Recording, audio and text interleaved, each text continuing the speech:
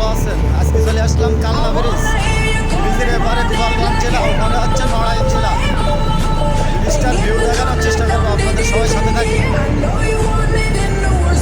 সাথে থাকবেন, like comment করবেন, ভিডিওটা বেশি বেশি করে শেয়ার করে দেবেন।